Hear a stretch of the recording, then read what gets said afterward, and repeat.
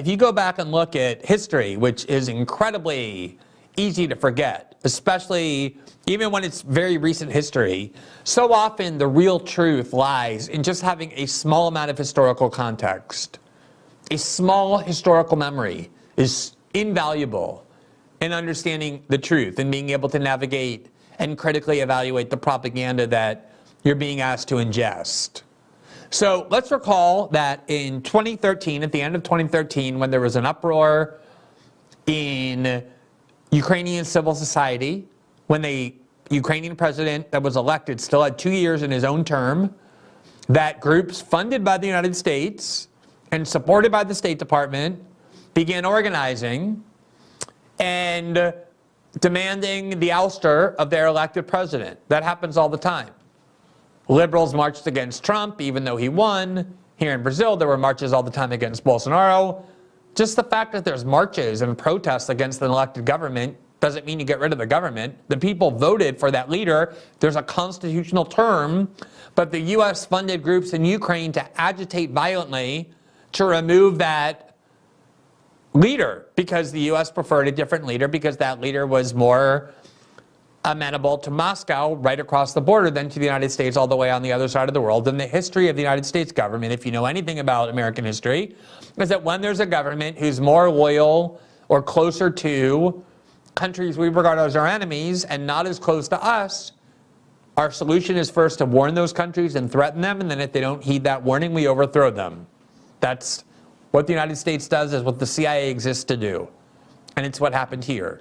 So here in late 2013, we always hear how Democrats and Republicans agree on nothing, how conservatives and liberals are so different, they're at each other's throats all the time. In this case, Senator John McCain, one of the most pro-war members of the Republican Party, and Chris Murphy, the young, newly elected liberal from the blue state of Connecticut, traveled jointly, and they, in the open, gathered with the protesters, the anti-Ukrainian government protesters. That's what these U.S. officials did. Imagine if, say, Chinese officials came or Russian officials came and just openly marched with anti-Biden protesters or Occupy Wall Street. So that's what they did. They just interfered openly in Ukrainian domestic politics by joining with these protesters. There you see the Washington Post headline. In Ukraine, Senators McCain, Murphy addressed protesters and promised support.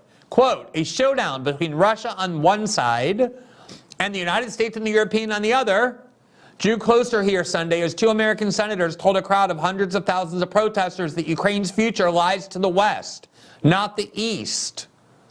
This sounds a lot like interference in another country's politics to me. Quote, we are here, said John McCain, Republican of Arizona, to support your just cause, the sovereign right to determine Ukraine's own destiny freely and independently, and the destiny you seek lies in Europe. They had just chosen their own destiny in the election 3 years ago, but because we didn't like it, we were there to tell them it's time to pick a new destiny, one that lies in Europe, not Moscow. Added Senator Chris Murphy, Democrat of Connecticut, quote, Ukraine's future stands with Europe and the U.S. stands with Ukraine. Murphy, McCain, and European politicians who addressed the crowd in Kiev on Sunday turned up the pressure on Yanukovych, promising that their government will consider individual financial sanctions against responsible Ukrainian officials if there is any further outbreak of police violence against the protesters who come and go at the semi-permanent encampment on Kiev's Independence Square. You can go back and look at Occupy Wall Street and the way that disappeared. It disappeared because the police came and crushed those movements. I spent a year going around the United States visiting various encampments in, I think, 15 different cities. And it was a real movement against the Wall Street bailout. It was similar to the one on the right, the Tea Party, before it got co-opted by the Republican Party, that they had very common views which were in opposition to the dominance of Wall Street and the ability of Wall Street to get a bailout when they were gambling and getting rich with their wins and then socializing their losses. And the reason that movement disappeared is because the U.S. government and various local governments using the police force crushed it. And so here we are in Kiev telling them if they do the same, we're going to support a change of government, which we then engineered and picked their president. Now, at the time, Chris Murphy, who again is a young senator, he was 39 when he was elected, just like a year earlier. He went on C-SPAN to talk about his role with John McCain in engineering all kinds of instability in Ukraine and trying to work with the Republicans and other Democrats in the administration to change the government of Ukraine. And he made some amazing admissions that are really worth watching in retrospect. Let's watch a couple of those. I will admit to you that I have not been involved in what's happening in Venezuela over the last week, because I've been focused as the chairman of the Europe Subcommittee on Ukraine. But time off from trying to change the government in Venezuela, he was a little bit absent from that, he said, because he was so focused instead on changing the government in Ukraine. with respect to Ukraine, we have not sat on the sidelines. We have been very much involved. Members of the Senate who have been there, members of the State Department who have been on the square. The administration, the Obama administration, passed sanctions. The Senate was prepared to pass its own set of sanctions. And as I said, I really think that the clear position of the United States has in part been what has helped lead to this change in regime. So, I mean, did you hear what he said there? We have not been on the sidelines. We have been very active there. And our active role played a key role in the change of regimes, meaning we helped topple the democratic government, the democratically elected government in Ukraine, and replaced it with one chosen by Victoria Nuland. It's just an explicit admission, probably from a senator too inexperienced to understand how you couch these things in euphemisms. You don't go on CNN, or I'm sorry, on C-SPAN, and admit these things. I know that there is merit in the claim that the United States sort of has these principles and then we selectively apply them. We get involved in certain places and then we don't get involved in other places. But I think if ultimately this is a peaceful transition to a new government in Ukraine, it'll be the United States on the streets of Ukraine who will be seen as a great friend in helping make that transition happen. Buddy is from McLean. Oh, wow. So apparently, it turns out that even back then, we were willing to admit that the United States should get the credit for the change in government in Ukraine, which apparently is not the sovereign democracy, but one that we radically shaped for our own interest, and were even boasting of it at the time. Now, let's look at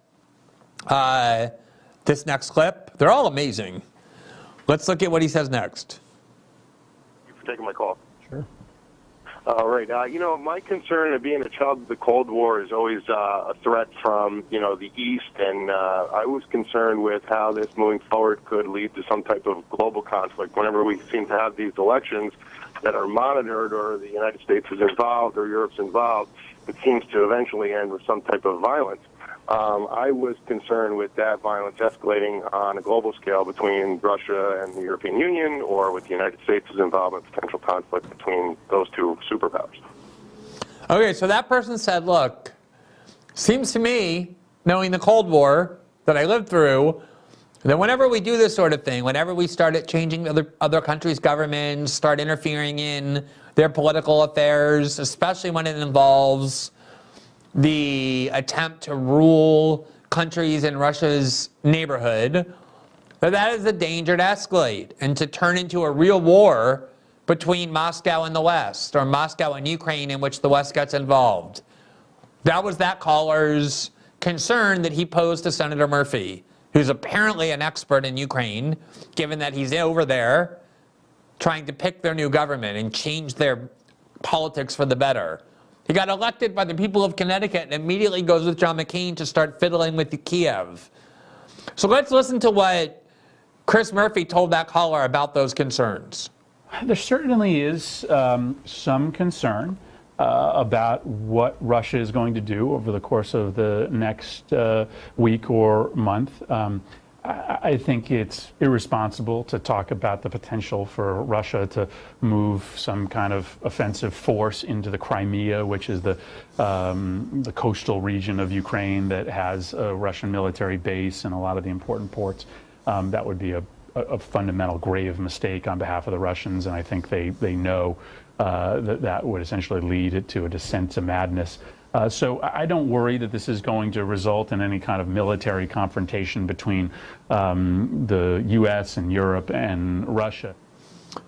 Well, so just a few months after he assured everybody that, of course, Russia would never do something so stupid as to take Crimea. Crimea was part of Russia. And of course, he's not concerned that this one day might lead to confrontation between Europe and the U.S. on the one hand and Russia on the other, because he's not the one whose house is going to be bombarded, who's going to fight in those wars. It's just going to be the Ukrainians getting bombed and the Russians dying.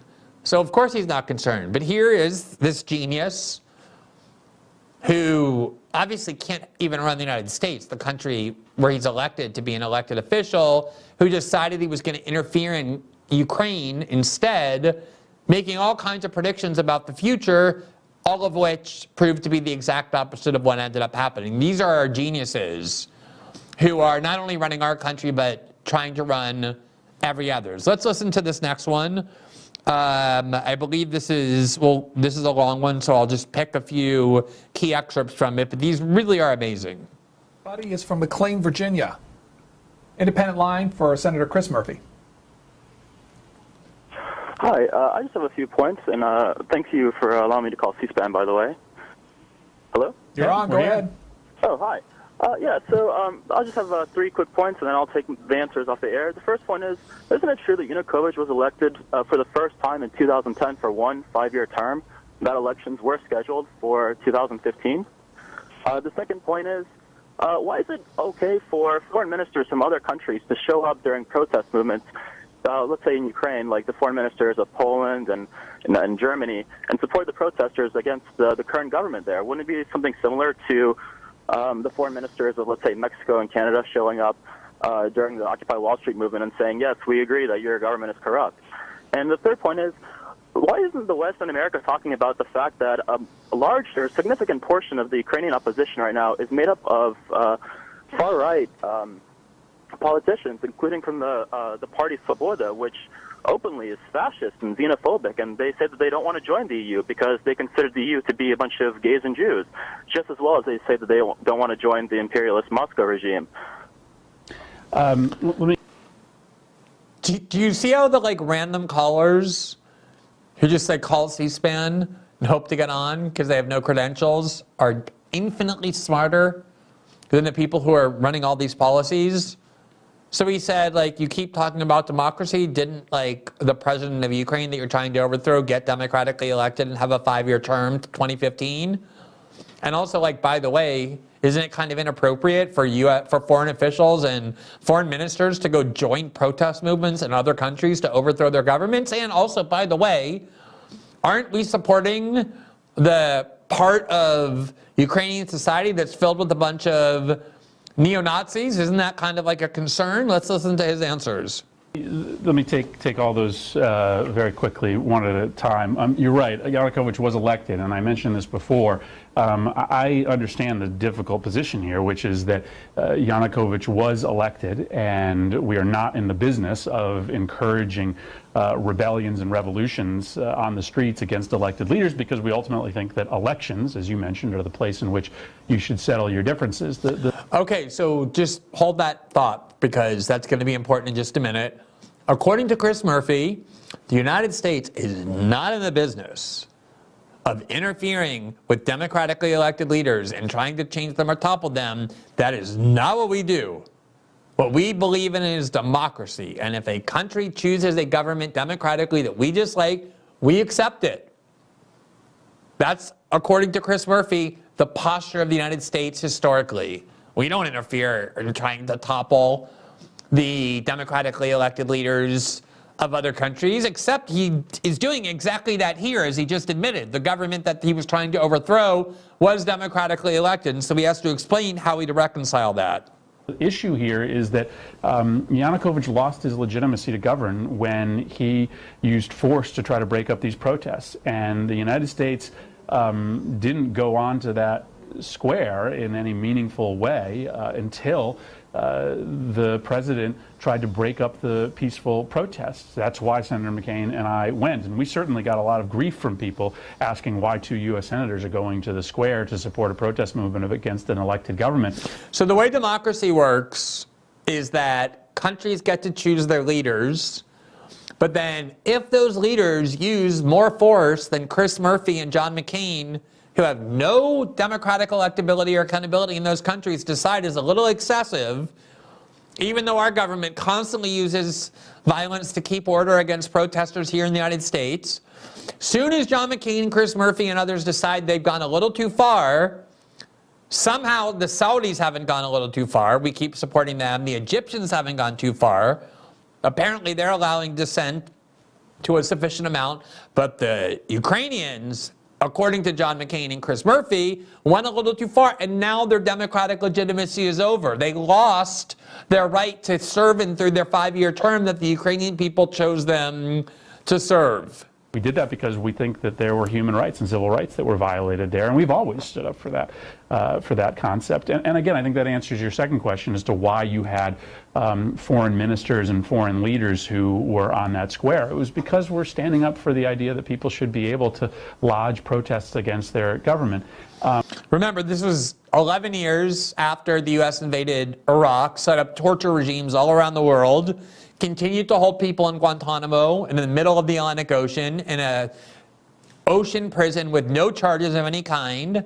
But somehow the United States senators have arrogated into themselves in the name of human rights the right to go around changing the governments of the world whenever they decide it's justified by some vague appeal to human rights. No UN decision needed, no international bodies. Once the United States decides, that's the end of the democratic legitimacy of that country, and that's what happened in Ukraine. The country we're now told is a sovereign democratic leader, government, which is why we're over there. He then finally acknowledged, yeah, there's a lot of Nazis in the movement we supported, but don't worry, they're a minority. There were only a few thousand among the large numbers gathered there. Let's look at this last clip. It's just 49 seconds. These are all amazing because he's just explicitly acknowledging the truth, not realizing that since he's on C-SPAN in 2014, that 7-8 years later, these are going to be incredibly incriminating statements because the entire position of the United States government is to make you forget that all of this happened. So what is the best way the U.S. can help in this situation? Well, I think the United States' strong voice in support of the peaceful protest movement is a big part of the story as to why there is an opportunity now for the Ukrainian people to get what they want. Early on, the United States said that that peace should be observed in that square. We came down hard on Yanukovych when he violated that peace, when he sent his forces into the square repeatedly to clear it, ultimately over the course of the last week resulting in dozens of people killed. And I think it was our role, including sanctions and threats of sanctions, that forced, in part, Yanukovych from office. Now, I just need you to hear that again. Let's listen to that last part. course of the last week, resulting in dozens of people killed. And I think it was our role, including sanctions and threats of sanctions, that forced, in part, Yanukovych from office. Now, I think it was our role that forced him from office. So there's no debate that the reason Yanukovych, the elected leader of Ukraine, was removed from office was because of the United States' role. And by the way you determine what the Ukrainian people want is not by inciting a bunch of people to go into street protests. That's not a counting of what the majority wants. Those are called elections. That's how you determine what the Ukrainian people want. And what the Ukrainian people said they wanted in 2010 was to be led by the leader that the United States played an active role in overthrowing. So it's an incredible set of admissions here.